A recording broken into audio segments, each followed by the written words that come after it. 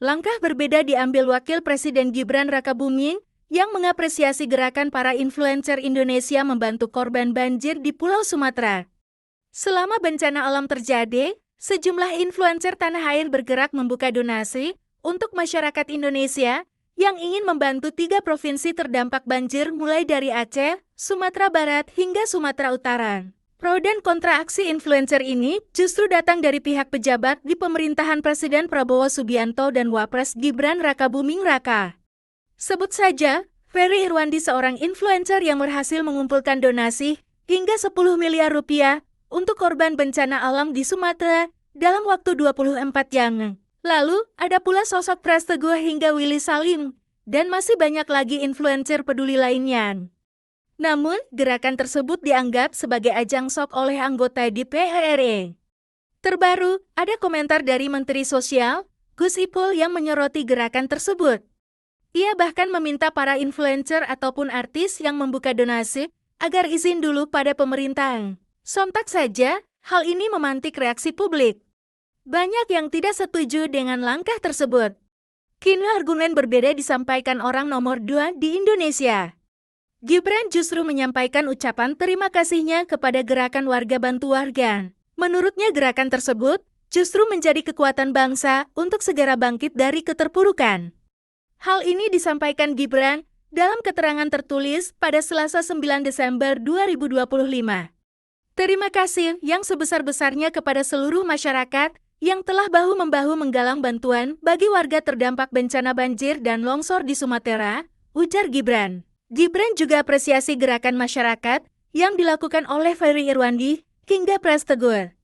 Gerakan warga bantu warga seperti yang dilakukan oleh banyak lembaga sosial, komunitas, hingga individu seperti saudara Ferry Irwandi, Pras Teguh, Willy Salim dan lainnya merupakan aksi nyata dari semangat gotong royong dan kepedulian sosial yang sejak lama menjadi kekuatan bangsa kita. Wakil Presiden Gibran Rakabuming menyampaikan terima kasih kepada masyarakat yang telah ikut membantu memberikan bantuan bagi warga terdampak bencana banjir dan longsor di Aceh, Sumatera Utara, dan Sumatera Barat. Terima kasih yang sebesar-besarnya kepada seluruh masyarakat yang telah bahu-membahu menggalang bantuan bagi warga terdampak bencana banjir dan longsor di Sumatera, kata Wapres. Menurut Wapres, gerakan warga bantu warga seperti yang terjadi pada bencana Sumatera merupakan bagian dari semangat gotong royong. Hal itu, kata Wapres, merupakan kekuatan bangsa Indonesia. Gerakan warga bantu warga seperti yang dilakukan oleh banyak lembaga sosial, komunitas, hingga individu seperti saudara Ferry Irwandi, Pras Teguh, Willy Salim, dan lainnya merupakan aksi nyata dari semangat gotong royong dan kepedulian sosial yang sejak lama menjadi kekuatan bangsa kita. Katanya, Wapres berharap bantuan yang diberikan dari warga untuk warga terdampak dapat membantu. Bantuan tersebut bisa menjadi dukungan moral bagi para korban. Sebelumnya, bantuan atau penggalangan dana dari warga untuk korban bencana Sumatera menjadi ramai setelah anggota Komisi 1 DPR RI, Endi Patwijaya, menyindir gerakan tersebut. Sindiran disampaikan saat rapat kerja dengan Komdigi Senin 18/12/2025. Ia sempat menyinggung bantuan perseorangan yang mencapai 10 miliar rupiah. Menurutnya, negara juga tak kalah dalam memberikan bantuan, bahkan mencapai triliunan rupiah. Meski tak menyebut siapa sosok perseorangan yang memberikan bantuan itu, namun publik menduga pernyataan Endi Pat ditujukan kepada konten kreator Ferry Irwandi. Diketahui, Ferry bersama kitabisa.com sebelumnya berhasil mengumpulkan donasi lebih dari 10 miliar rupiah dalam 24 jam. Donasi yang terkumpul sudah disalurkan ke sejumlah titik terdampak banjir dan tanah longsor di 3 provinsi, Aceh. Berikut sosok Ferry Irwandi, konten kreator sekaligus Chief Executive Officer, CEO Malaka Project. Ferry Irwandi viral setelah berbicara soal dalang di balik kerusuhan demo yang terjadi di berbagai wilayah Indonesia. Demo yang terjadi buntut dari isu kenaikan gaji dan tunjangan anggota Dewan Perwakilan Rakyat DPR hingga lebih dari 100 juta rupiah. Aksi demo yang berujung kerusuhan mulai digelar di depan gedung DPR, Senayan, Jakarta, pada Senin 25 Agustus 2025. Ferry Irwandi dalam kesempatannya saat jadi narasumber di acara Official iNews mengatakan, mudah bagi masyarakat dan aparat berwajib melacak orang-orang yang diduga berkaitan dengan demo. Cara paling simpel cari di TikTok Google, by date 25 Agustus itu sebelumnya hashtag bubarkan DPR, lihat afiliasi orang-orang itu. Siapa yang dia dukung, instansi mana yang dia dukung, instansi mana yang tidak dia dukung. Siapa yang dia serang, katanya dikutip Rabu 3 September 2025. Pernyataan Menteri Sosial atau Mensos Saifullah Yusuf atau Gus Ipul terkait donasi sebaiknya izin terlebih dahulu menjadi sorotan.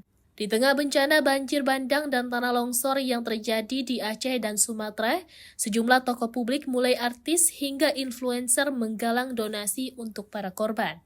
Namun penggalangan dana tersebut disoroti Mensos terkait aturan izin.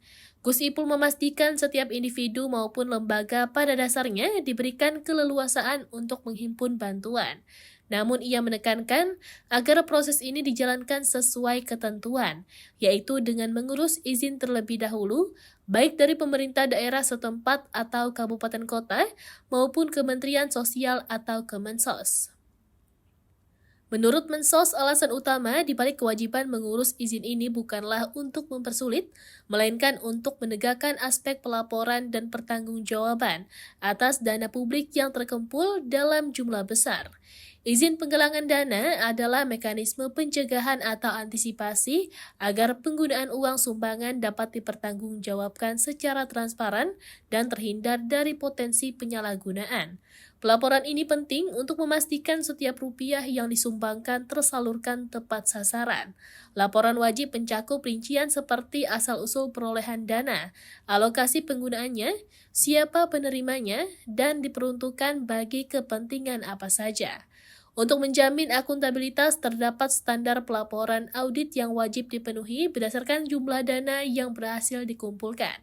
Bagi penggalangan dana skala besar yang melampaui batas 500 juta rupiah, pelaksana wajib bekerja sama dengan auditor profesional bersertifikat. Audit eksternal ini bertugas melaporkan secara rinci dan terperinci mengenai total dana yang masuk dan penggunaannya. Untuk jumlah di bawah nominal tersebut, pelaksana cukup menggunakan audit internal. Meskipun demikian, laporan hasil audit internal tersebut tetap harus diserahkan kepada Kementerian Sosial sebagai bentuk pertanggungjawaban. Gus Ipul menambahkan proses perizinan ini tidaklah rumit. Jika kegiatan penggalangan dana hanya mencakup satu wilayah seperti kabupaten kota, izin cukup diurus di tingkat tersebut.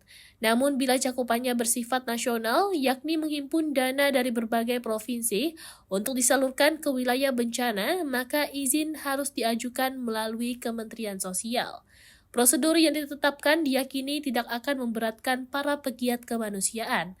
Kendati demikian, Gus Ipul menegaskan semua pihak boleh membuka donasi untuk mengumpulkan bantuan dan ia mengapresiasi hal tersebut. Download Tribun X sekarang, menghadirkan lokal menjadi Indonesia.